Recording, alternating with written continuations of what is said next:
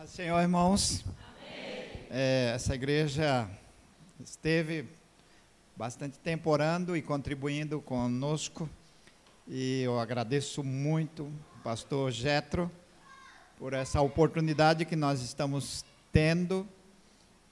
Respeito muito o seu ministério, o trabalho que ele tem feito, não só aqui, mas também em outros lugares que o Senhor tem concedido para abrir trabalhos, né?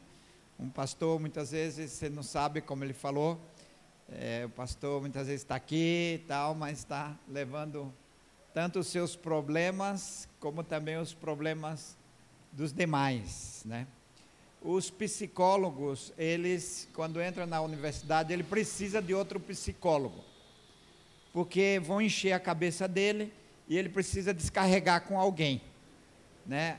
Então o pastor deveria ganhar muito dinheiro, porque uma hora de um psicólogo pode custar até 150, 200, uma hora, né? Eu muitas vezes fico 5 horas com a pessoa.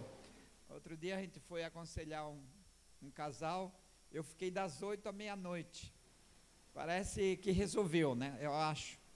Mas eu cheguei em casa, minha cabeça dava volta, Senhor, tem misericórdia, eu vou descarregar no Senhor, né? Não tenho outro psicólogo, porque realmente os problemas, né, da vida nos afetam. Mas como o pastor Jetro falou, hoje as pessoas estão sofrendo muito com esses tipos de problemas. E por quê? Porque a palavra de Deus não está penetrando em nosso coração.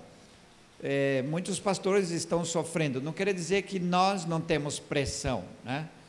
E podemos sofrer, mas nós que pregamos a palavra de Deus, nós precisamos escutar primeiro a palavra de Deus, porque muitas vezes eu prego e não escuto, né?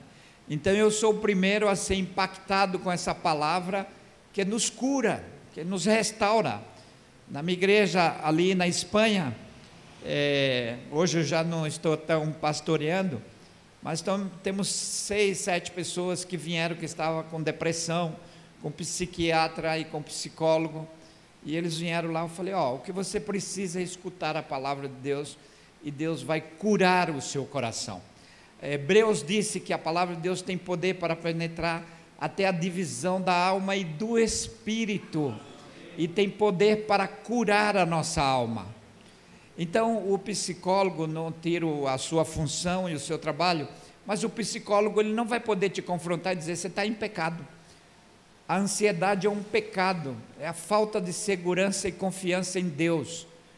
Os problemas da vida, o dia da manhã pertence a Deus, e eu tenho que descansar hoje, entregar os meus caminhos ao Senhor. Foi o que a Bíblia disse: entrega teu caminho ao Senhor, confia nele e ele tudo fará.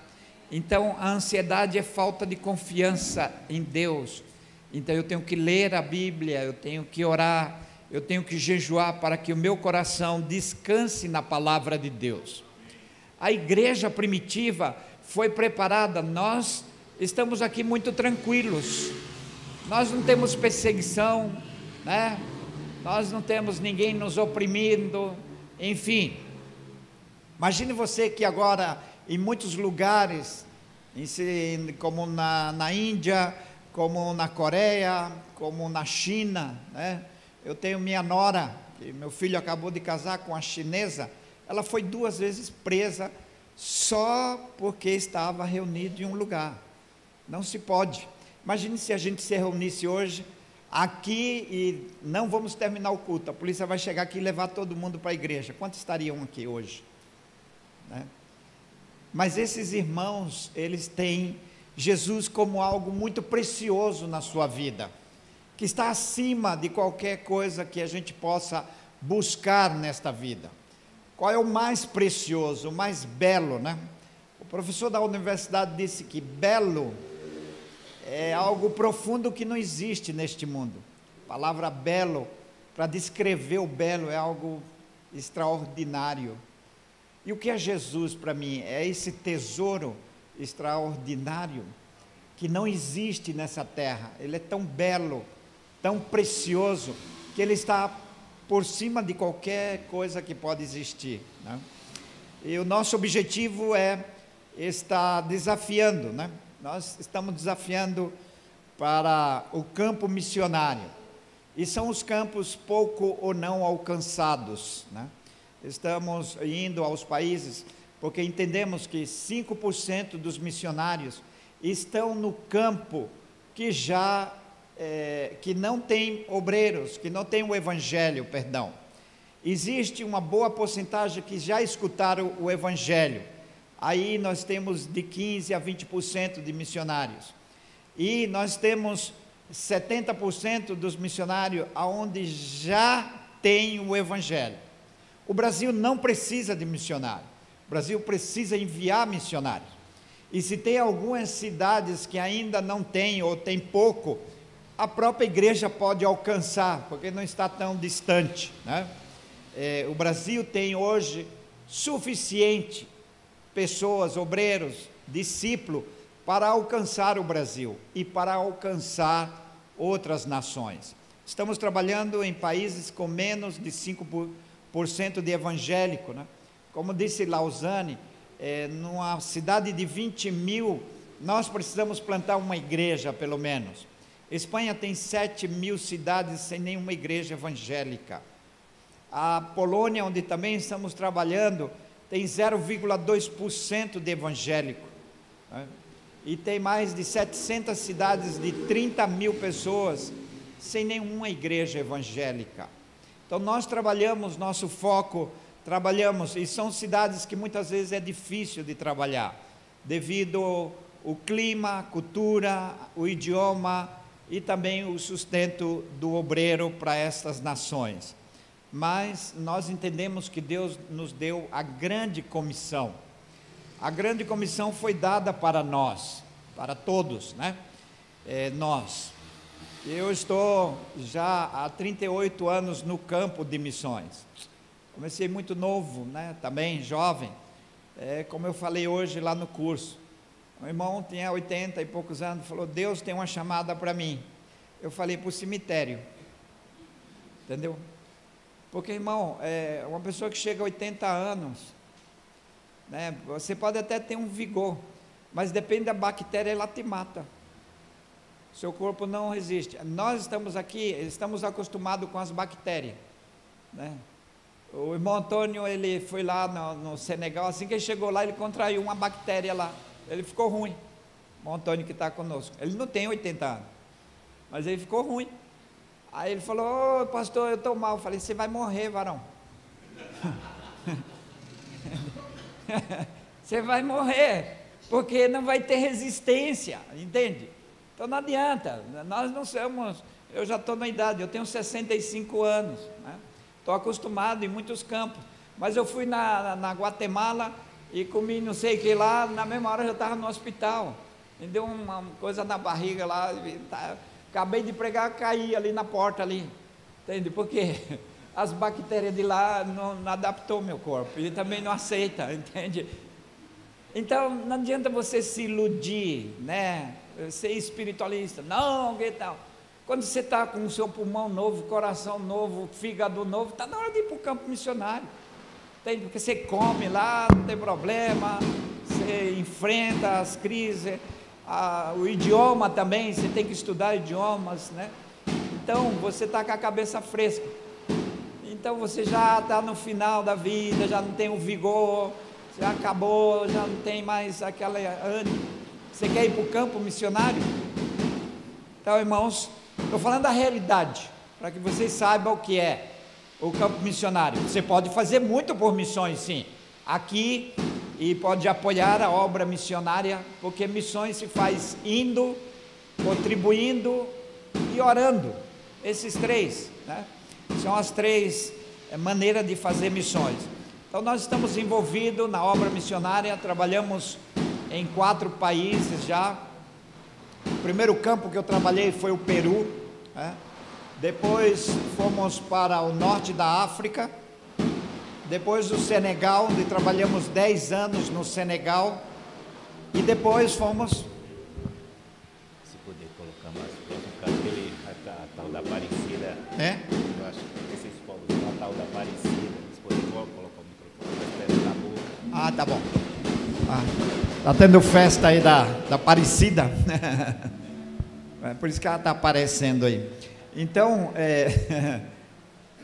nós nesses países aprendemos, né, e adaptamos as culturas, aos idiomas também, para pregar o Evangelho de Jesus Cristo, né? Realmente são muitos obstáculos, mas eu sempre digo que a obra missionária humanamente é impossível, mas quando Deus, um homem se coloca na mão dele, Deus vai usar a sua vida, Deus vai fazer aquilo que Ele prometeu na sua palavra, né? É Ele que vai nos usar, não é a nossa força. Por isso que Ele disse: espere em Jerusalém até do alto seja revestido de poder. Então, nesse tempo eu estou me dedicando a preparar os obreiros, a levantar os novos para o campo missionário, né? Para que eles possam ir, a nossa próxima geração. A minha geração, nós não conseguimos evangelizar os não alcançados. Eu saí, tinha um pouco menos de 2 bilhões de pessoas não alcançadas.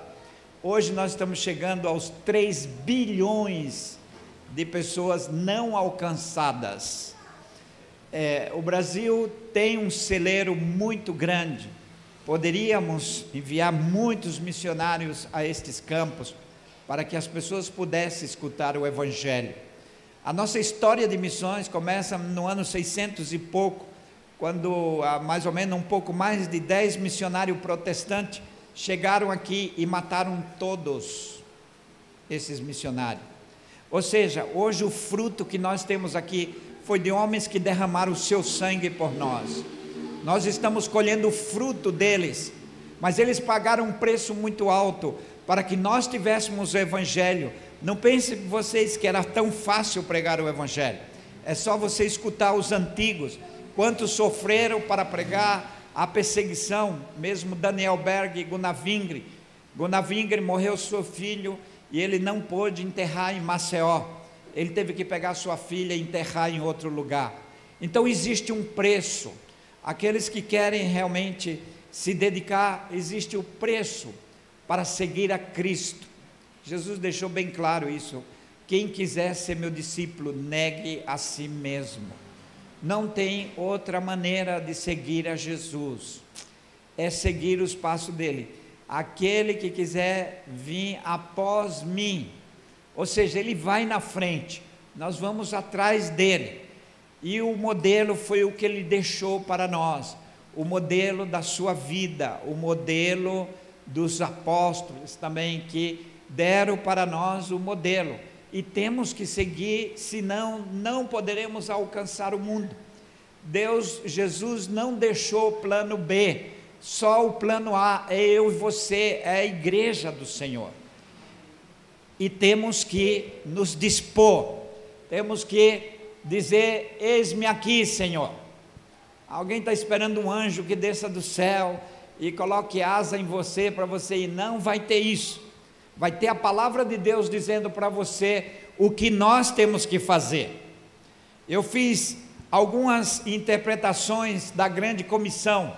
Imagine que Jesus sentou aqui, ele vai subir hoje aos céus, e ele chama você e diz: olha, você tem a responsabilidade da grande comissão. Você vai dizer assim: mas eu tenho alguns problemas para resolver. Ele vai dizer: não, você tem a responsabilidade da grande comissão. Ah, mas eu tenho uma família. Não, você tem a grande comissão, né? Não, mas eu tenho que terminar meus projetos. Não, você tem a grande comissão. Foi isso que ele falou para os discípulos. Ele não perguntou: dá para você fazer a grande comissão? Você tem um tempinho aí? Você tem condições de fazer? Ele não falou isso para os discípulos. Ele falou: ide. Foi isso que ele disse, isso é ordem. Ide pregar o Evangelho. Ué, mas Pedro ia deixar uma viúva. Que Jesus é esse? Ele não gosta da família? Né? Ele não ama a família? Mas você hoje tem um Evangelho porque alguém perdeu família para que hoje o Evangelho tivesse para nós. E agora? Temos que seguir essa carreira para que outros que estão nos esperando. Hoje vai morrer 66 mil pessoas que nunca ouviram falar de Jesus. Quem é responsável por ele?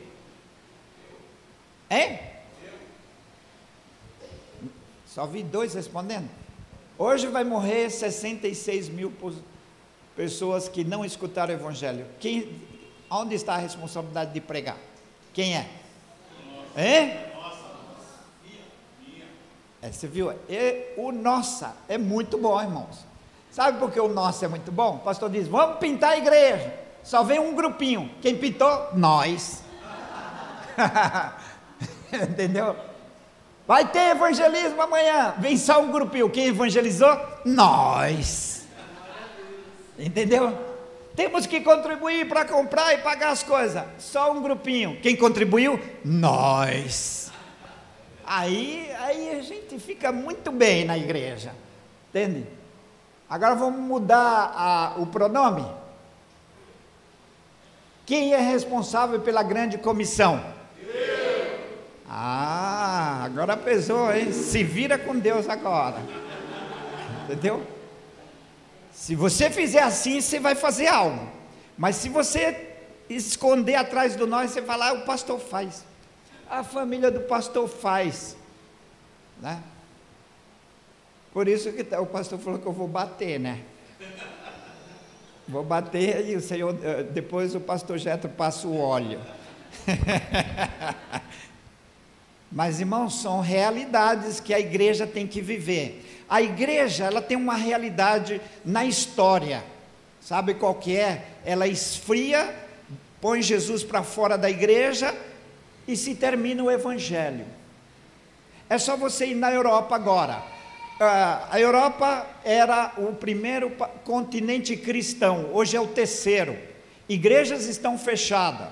Na Escócia, John Knox, que trouxe o avivamento para a igreja, hoje ele está vendendo as igrejas, bonita até, eu gostaria de comprar uma igreja daquela, muito bonita. Por quê? Porque o evangelho se tornou algo comum, não tão importante. Primeiro eu, segundo eu e terceiro eu, e se sobrar é meu. Então, desse jeito, como vamos alcançar até mesmo os que estão em volta de nós e aos que estão nos confins da terra? Amém? Vai ser duro de falar amém até o final da... O pastor me deu 1 hora, então. Mas falo isso com um coração cheio de temor a Deus, porque eu também preciso ser impactado pelo Senhor, né? Eu não quero ficar velho na fé, eu quero estar sempre novo, sempre com a chama do Senhor encendida em meu coração, sempre querendo mais do Senhor, né? Quando eu me converti, eu era uma bênção, eu vinha nos cultos de oração, e agora? Quando eu me converti, eu ganhava pessoas para Jesus, e agora? Tem que continuar, porque o Espírito Santo é o mesmo em nossa vida. Nós temos que avivar a cada dia a nossa vida, nós temos que nos entregar ao Senhor. A maioria das pessoas fala assim: eu não tenho chamado. Você não tem chamado? Pois eu provo para você na Bíblia, se você quiser, que você tem. A grande comissão é uma delas. Talvez alguns trabalhos específicos, não, mas que Deus envolveu todos nós na grande comissão. Todos têm que se envolver na grande comissão do Senhor, porque hoje é um privilégio termos o Evangelho de Jesus Cristo. Falo isso para vocês porque trabalhei em países que não tem Evangelho, que você procura numa cidade, uma igreja e não tem, entende? E que se você vai em uma igreja, você sofre essa pressão, né? Essa perseguição, como no norte da África, ali você tem que se reunir máximo 10 pessoas nas casas, e o culto começa 1 hora antes de começar o culto, porque a cada 10 minutos tem que chegar um irmão. Nós batizamos a pessoa no banheiro, porque não podemos batizar o público, senão ele vai para a prisão, né? E 1 hora que termina o culto, o último vai sair depois de 1 hora, porque se os vizinhos desconfiarem, todos nós iremos presos. Mas eles estão firmes e contentes, louvando ao Senhor, porque o que eles têm é algo muito precioso, que está por em cima de ir para uma prisão e ser preso. Então, quando Jesus realmente ele entra na nossa vida, um muçulmano, a gente não se preocupa de que ele aceite Jesus, porque a gente sabe que ele vai sofrer perseguição e prisão e até morte, mas ele precisa ter Jesus para dizer, vale a pena morrer por Jesus, né? Nós não forçamos ele a aceitar Jesus.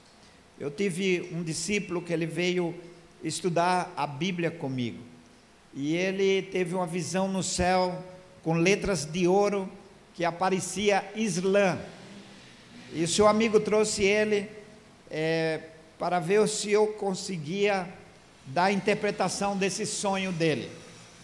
Eu falei, eu não tenho interpretação, eu não sou José do Egito, né, que dava as interpretações, mas eu falei, lendo a palavra você vai ter a interpretação.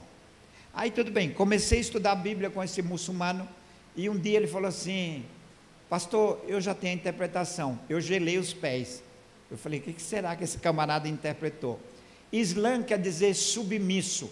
Ele era um jovem de muita oração, ele orava 3 vezes ao dia, jejuava, era um rapaz temente na sua ignorância, né? Ele disse, agora eu entendi que eu não posso ser servo do Islã, porque ele não me dá a condição para perdoar os meus pecados. O muçulmano, ele ora todo mês do jejum, um mês de jejum, mas somente um dia Deus vai perdoar o pecado dele, mas ele também não sabe que dia é esse, ele pede perdão, mas não sabe se Deus o perdoou. Então é uma religião de engano, de mentira e de insegurança. Mas quando ele entendeu na Bíblia que Jesus é o que perdoa os seus pecados, como nós participamos da ceia, foi o sangue, o corpo de Jesus que foi sacrificado para limpar os meus pecados, para purificar o meu coração. Então ele aceitou Jesus como seu Salvador. E aí entrou a chama no coração dele, ele começou a pregar para a família, e eu falava, vai devagar rapaz, que o negócio vai esquentar para o teu lado, entende? E ele começou a pregar, e conclusão, ele teve que fugir, porque a família queria matar ele.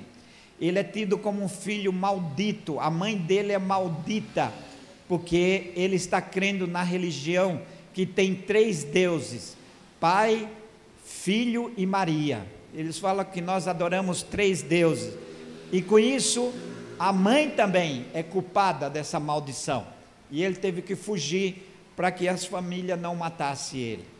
Então, muitas vezes, os obstáculos destes países que têm dificuldade de pregar o Evangelho, que muitas vezes sofremos para que possamos pregar. E não só isso, o idioma. Se você mandar um missionário para um país como esse, o missionário tem que aprender o idioma, né? Eu orei muito para Deus me dar o dom de línguas, né? Diz ali na Bíblia que tem o dom de línguas. Eu orei, eu falei, Senhor, agora eu preciso do dom de língua. Não a língua estranha, mas a língua de uma nação, né? Que era o Wolof. Eu comecei a orar e nada, irmãos, eu tive que estudar 3 anos o Wolof, né? É claro, você sai na rua, Nangadef, Anawa Kerigi, Teisa Maholo Sednalol, Ndate Borombia Nakatan Bubahaba, mas niente, Bez boneca, de Guldará. Vocês entenderam alguma coisa? Foi o que eu falei, eu fiquei 3 anos estudando esse idioma, orei muito a Deus e Ele não me deu, tive que estudar. Aí os irmãos escrevem para mim, quantas almas você ganhou? Estou tentando ganhar a minha alma, porque eu estou sofrendo aí, tentando comer a comida dele com muito óleo, me dava desinteria, entende? Eu não falo o idioma, e você está perguntando para mim, quantas almas eu ganhei? Eu estou tentando ganhar a minha alma, irmão. Você pensa que eu atravessei o outro lado da rua e estou pregando o Evangelho. Então a igreja vai sustentar um obreiro para ficar 2, 3 anos, ele estudando idioma, mas quanto vale a vida do africano? Um irmão obreiro na minha igreja falou assim: Fábio, vale a pena você se desgastar tanto para pregar o evangelho nessa nação? Eu falei: e se essa nação fosse você, lá, valeria a pena? Ah, não, então eu tenho valor, eles não. Alguém tem que morrer por mim, mas eu não. Eu tenho que me sacrificar e outro não. Então, irmãos, isso é egoísmo do evangelho. O evangelho foi dado para que possamos ir aos povos e nações em todo o mundo e que eles conheçam e glorifiquem o nome do Senhor. Os Salmos dizem que a terra tem que glorificar o nome do Senhor. Se não conhecer, como vai glorificar? Como eles vão louvar a Deus se eles não conhecem a Deus? Só existe uma maneira: a pregação do Evangelho de nosso Senhor Jesus Cristo. O Evangelho é a preciosidade que Deus trouxe para nós aqui na terra e está em nossas mãos. Os anjos queriam participar disso, mas não pode, porque os anjos não vão se arrepender, não precisa de redentor, e eles contemplam isso como algo fabuloso. Diz a Bíblia que tem uma alegria no céu quando um pecador se arrepende. Existe uma conexão do homem com Deus no momento da pregação do Evangelho, da redenção do Senhor, para nos ligar outra vez em comunhão com Deus. Por isso que muitos hoje não estão pregando o Evangelho da redenção, o Evangelho da cruz, que Jesus morreu na cruz pelos nossos pecados, e nós temos que nos arrepender. Se não nos arrependemos, não podemos ter o Evangelho da cruz em nossas vidas. O corpo do Senhor foi a obra redentora que foi consumada lá na cruz do Calvário. Ele nos deu vida eterna. Nós temos vida eterna, algo fabuloso. Aonde você encontra? No hospital? Não, o hospital só pode cuidar do seu corpo enquanto você está aqui. Mas a igreja do Senhor, ela tem a palavra de vida eterna para a humanidade. Não existe nenhuma instituição. A ONU está distribuindo alimento para muita gente, mas não poderá levar o Evangelho de Jesus Cristo. Deus entregou para nós como igreja. Mas você vai dizer: mas nós somos uma igreja de um país em desenvolvimento. Mas Jesus, quando chamou seus discípulos, ele disse: vocês têm que evangelizar o mundo. Ele não deu um cartão Visa para cada um. Eu poderia ter dado, né? Teria que pegar barco, teria que pegar camelo, comer. Então ele falou: está aqui um cartão Visa para cada um, ir por todo mundo e pregar o Evangelho. Por que ele não fez isso? Ele deu o quê? A terceira pessoa da Trindade. Tá bom, né? Suficiente? Terceira pessoa da Trindade está conosco para evangelizar o mundo. Nós temos medo, sim ou não? Sim, temos medo, né? Uma vez eu estava num trem que eu pegava, saía do serviço para ir para a escola. Eu trabalhava de segunda a sexta e só estava domingo na igreja e sábado. Eu tinha um amigo que ia comigo. Eu disse: vamos começar a pegar nesse trem aqui. Era um trem da Zona Leste, um trem de verdade muito difícil. Eu chamei o meu amigo e falei: vamos começar amanhã a pregar nesse trem. A gente passa a semana toda trabalhando, estudando, vamos fazer algo por Senhor. No outro dia ele desapareceu, nunca mais veio, me deixou sozinho. Aí eu falei: eu vou entrar e vou pregar. Eu abri minha Bíblia, e aí quando eu olhei na cara desse pessoal, parecia leões que iam me tragar. Eu falei: ah, não vou pregar hoje não. Quando eu cheguei em casa, eu abri minha Bíblia. Eu não costumo abrir a Bíblia, eu costumo ler a Bíblia, né? Porque a mensagem de Deus está na Bíblia, não está em um versículo muitas vezes, está em todo o contexto, né? Então eu abri a Bíblia e fui ler a Bíblia, e lá em 2 Timóteo capítulo 1:7, Jesus disse: eu não dei um espírito de covardia. Falou na minha cara: você é um covarde, varão. E eu falei: sou mesmo. Não tem coisa melhor, irmão, quando Deus aponta o nosso pecado e a gente confessa. Deus não aponta para nos diminuir, Ele aponta para que você cresça. Quando Ele diz o que nós estamos fazendo errado, é para que você cresça e saia dessa posição e tome outra posição. Eu falei: Senhor, perdão pela minha covardia. No púlpito eu sou valente, eu prego aqui, o Pedrão lá não conseguiu entrar nas águas, foi covarde, teve temor. Vai você andar nas águas, sobe em cima lá do barco e pisa na água para ver. Mas quando você chega lá na água, você afunda, né? Aí você fala: ai, Senhor, aqui nós estamos bons, quero ver você pisar lá na água lá. Eu falei: Senhor, hoje eu fui covarde, mas amanhã não. Então a gente pode errar hoje, mas amanhã de novo. Mas amanhã eu entro lá e vou pregar. Entrei no trem e, irmão, parecia que eu estava por cima de todos. Porque Deus, quando Ele leva você com o seu Espírito Santo, você tem a ótica de Deus e não a ótica humana aqui embaixo. Mas quando eu comecei a falar, um rapaz de 2 metros aí, parecendo esse irmão aqui, forte assim, falou: cala a boca, rapaz. Eu falei: cala a boca, você é louco, rapaz, estou pregando a palavra de Deus, isso aqui é a palavra de poder, você não pode mandar ninguém calar a boca. Ele saiu de lá e me levantou, eu vi que minhas pernas já estavam no alto. Eu falei: pronto, agora eu quero ver. Mas eu senti se eu tivesse que levar um soco, eu ia levar um soco com uma paz tão grande, que ainda que eu desmaiasse, estaria em paz com o Senhor.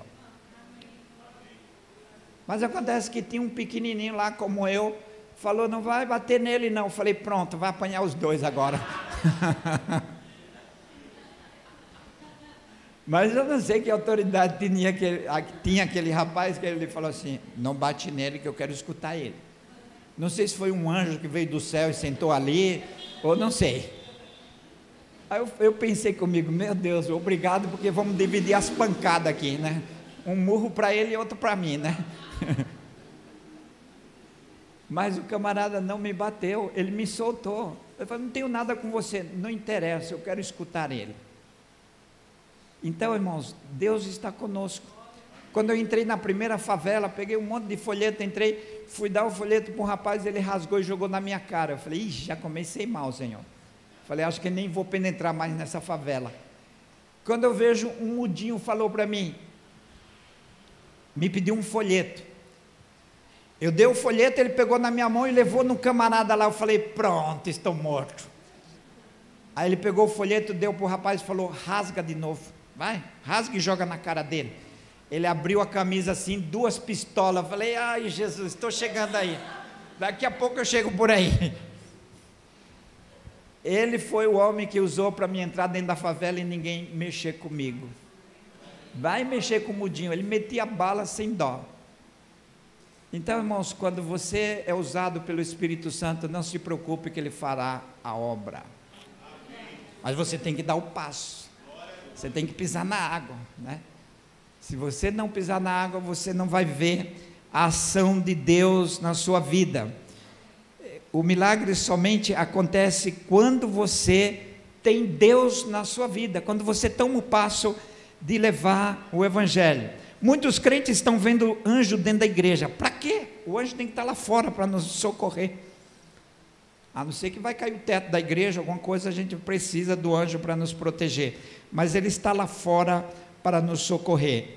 Nesta noite, gostaria de ler uma meditação com os irmãos no livro de Atos dos Apóstolos.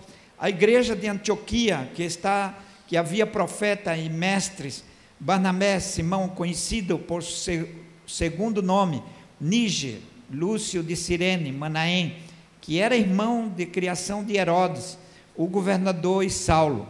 Enquanto serviam e adoravam e jejuavam ao Senhor, o Espírito Santo lhe ordenou: separai-me agora Barnabé e Saulo para a missão, o qual os tenho chamado.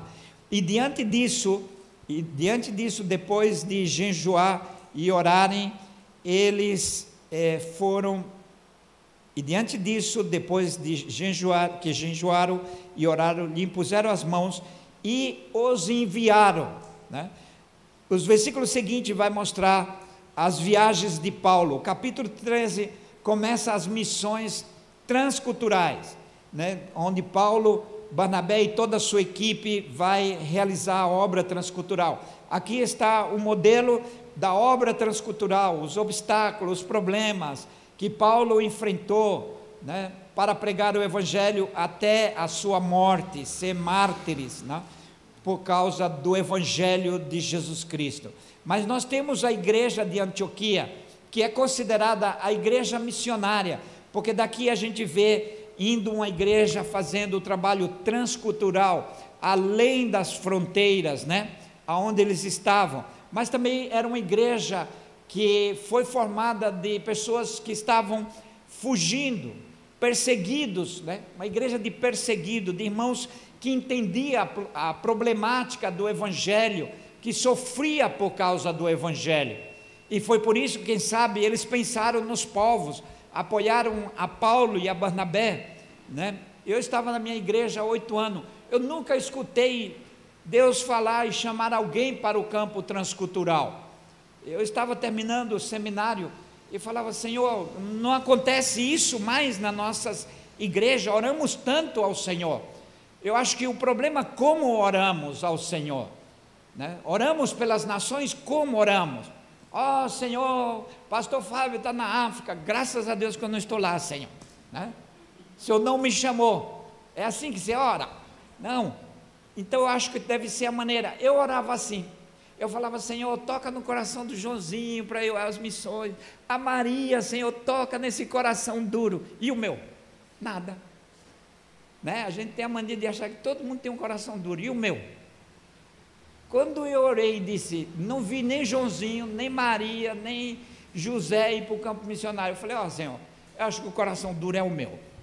Então o Senhor toca no meu coração, quebra meu coração, para que eu possa ir ao campo missionário.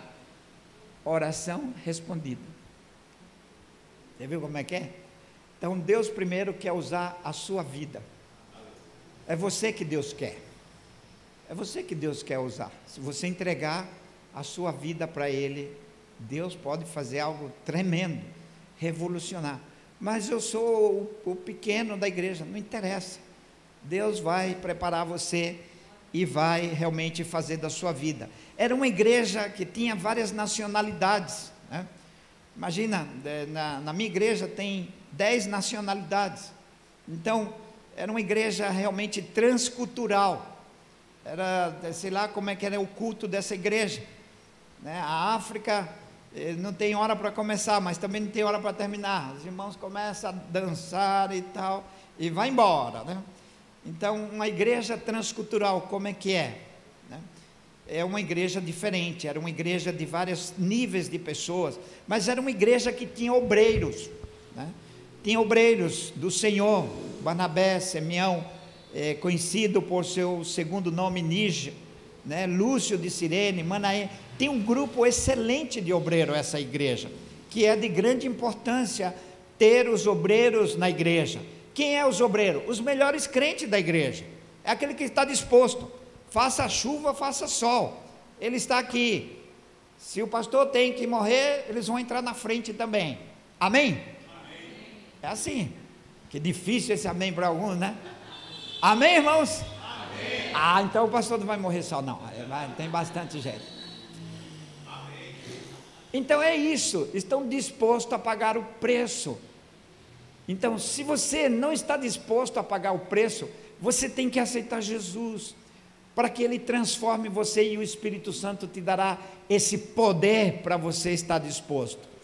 Não é o pastor que vai fazer isso, não é a igreja, é o Espírito Santo de Deus. O pastor não vai obrigar você, mas quando você se render a Jesus Cristo, você vai dizer: eis-me aqui, Senhor, envia-me a mim.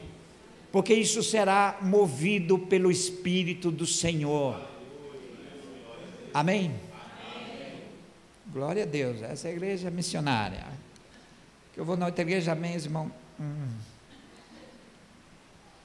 Eles serviam e adoravam e jejuavam ao Senhor. Quantas vezes você já jejuou essa semana ou esse mês? Vai, não vou apertar tanto. Aperta os missionários. Irmãos, eu estou recebendo um missionário agora que não ora. Eu estou mandando embora para casa. Se você não tem o básico de uma vida de um cristão é orar, é ler a Bíblia, é participar dos cultos, é contribuir. Se você tem algum problema nisso aí, você tem que chamar o pastor e falar: pastor, eu tenho um problema. O que é? Não gosto de orar. Então o pastor vai estudar a Bíblia com você sobre a oração.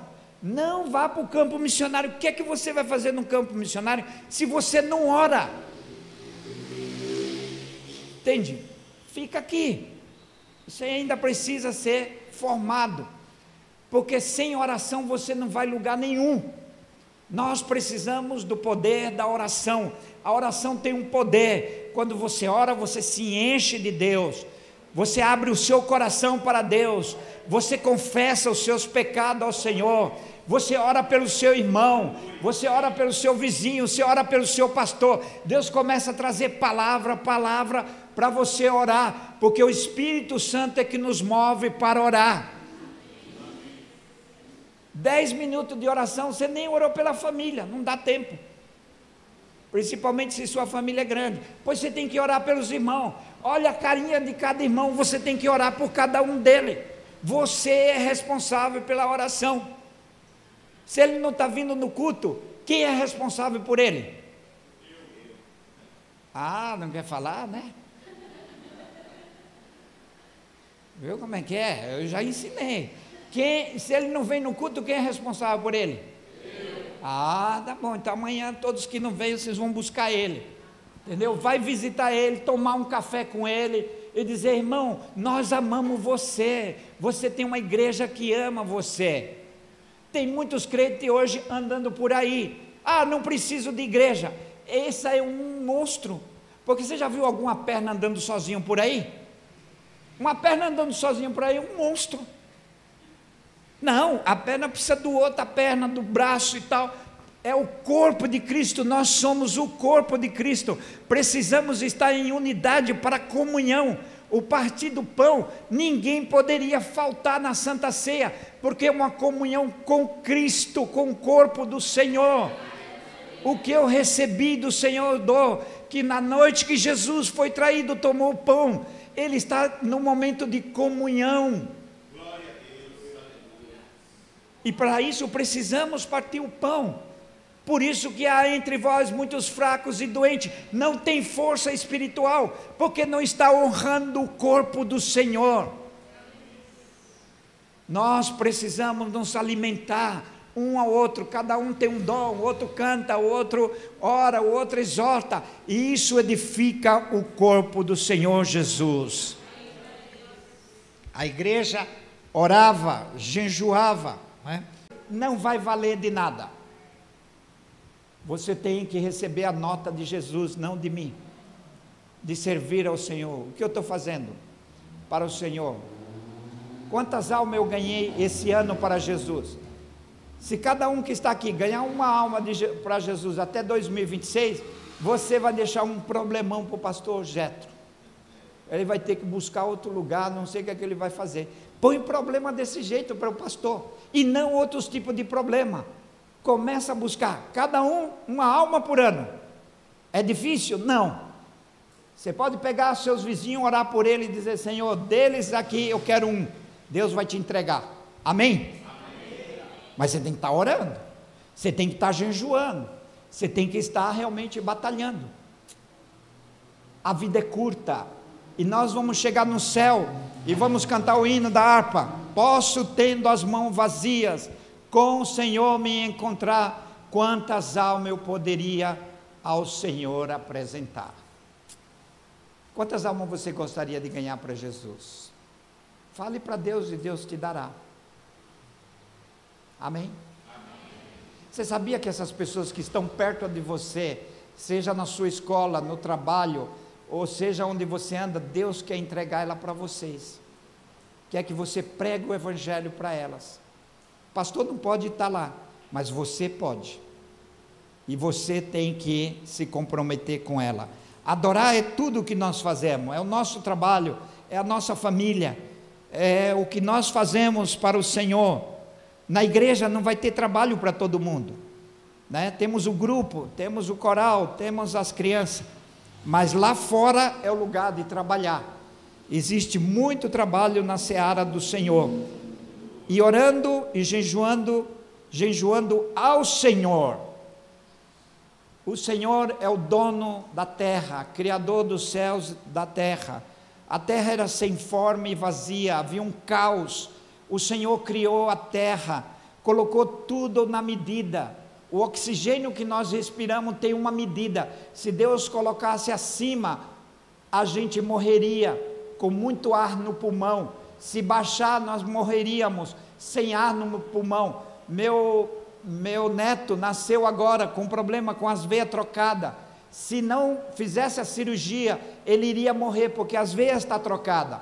Onde passa o oxigênio, está passando o sangue, e assim sucessivamente. Então tiveram que cortar e mudar. Nosso corpo está perfeitamente organizado e desenhado para que nós podemos sobreviver. A vida nossa é dada por Deus. Você come um pratinho de comida e você tem energia. Isso é um milagre de Deus, irmãos. Isso é um milagre que Deus fez.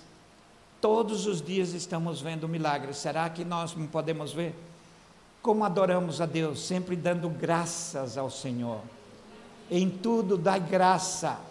Em tudo, não só nos problemas. Quando acontece um problema, o que é que Deus quer da sua vida? Deus quer trabalhar o seu caráter. Irmão, pastor, ore por mim, porque eu estou passando problema. Que problema que é, irmão? Deus quer mudar o seu caráter, quer colocar em você o fruto do Espírito, para que você seja um cristão firme na presença do Senhor. Diz Deus que Ele nos prova, aonde? Nas provas, para saber o que nós somos. Deus sabe o que nós somos, mas Ele quer que você saiba o que você é, e você vai demonstrar o que você é na prova. Aí um irmão mexe com você aí, olha feio, você vai para outra igreja. Essa não é atitude, é você ter o caráter cristão, amar o seu irmão e perdoar a ele. Aí Cristo começa a aparecer na sua vida, porque você está cuidando dos seus irmãos mais débeis na fé, e Jesus vai nos fortalecer. Agora imagina, você vai para o campo missionário, e chega lá, o pessoal tem desejo de te matar como os muçulmanos. Os muçulmanos matar um cristão é fazer um favor a Alá. Assim que quando ele nos vê, fala, Deus vai glorificar quando eu matar esse cristão. Eles falam, Alá acabar, Deus é grande quando ele mata um cristão. Como é que você vai amar esse camarada? Então o irmão faz uma coisinha de nada com você, você já fica bochechudo. Você senta aqui, o irmão senta lá. Quando sai, um sai primeiro e vai embora.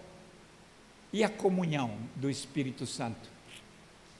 Não, tem que chegar, irmão, eu te perdoo. Se você é mais forte com ele, ele mexeu com você, você chega para ele e fala, irmão, me perdoe. Mas foi ele que fez. Mas você está reconhecendo também o seu erro. E com isso, sabe o que vai acontecer? A presença do Senhor vai estar na sua vida. Mas se você trocar de igreja, já tem outro irmãozinho esperando lá para te dar uma lapada. Vai para lá que você vai levar outra lapada lá.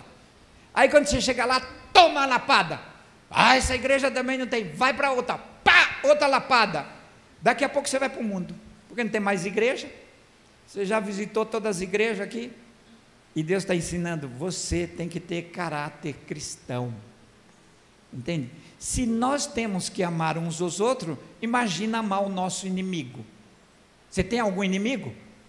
Ele pode me odiar, mas eu não posso odiar ele, porque se eu odiar ele, eu estou mal.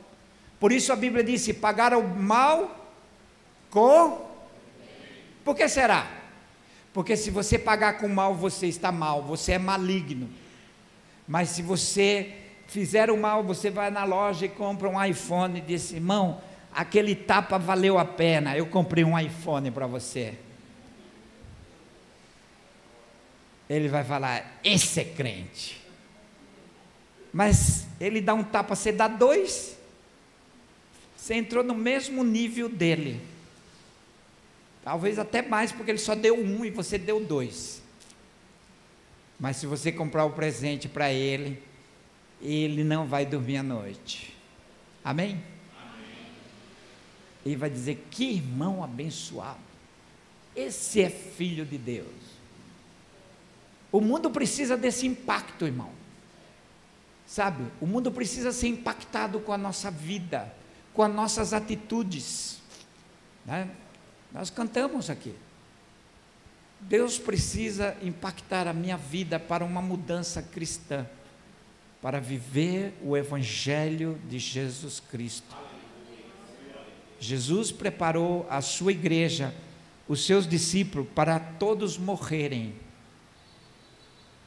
Ele falou: aquele que perder a sua vida, achará, e aquele que achar a sua vida, perderá, né? Ele disse que nós tínhamos que morrer mesmo. Mas hoje o nosso discipulado, se o pastor fala assim: ó, você tem que morrer. Ah, não, pastor, misericórdia. Ué, mas você vai para o céu. Você não gosta do céu? Você acha que o céu é melhor ou pior que a terra? O que é que vocês acham? E por que você tem medo de morrer? Você vai para o céu, irmão. Se eu falar para você: ó, vamos lá viver na casa do presidente dos Estados Unidos, como é que você se sentiria? Ah, eu vou. Ué, mas e o céu? O céu é um lugar hermoso, tem tudo perfeito, ruas de ouro e tal. Nós vamos viver no céu, amém, irmãos? Amém. Os hinos de hoje a gente quase não vê isso, só o da harpa. Os camaradas tinham vontade de ir para o céu, só que a gente só vai viver 70, 80 anos aqui, não dá mais. Se encontrar alguém de 150 anos aí é o Guinness, mas é só isso. Então viver para Deus é viver eternamente desde aqui da terra. Eu vivo para Deus, por isso eu não estou preocupado com o dia da manhã, porque eu estou vivendo para Ele eternamente. Já comecei minha caminhada para o céu, amém? E a passagem vai ser maravilhosa, porque Ele disse que nos receberia com seus braços abertos, para nós desfrutarmos com Ele eternamente. Que Deus vos abençoe e que nos ajude a viver a cada dia, irmãos.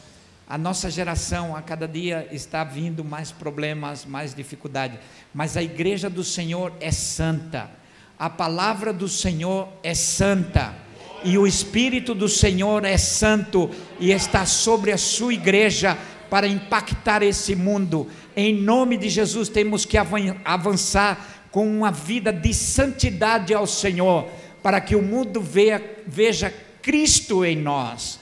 Que Deus vos abençoe.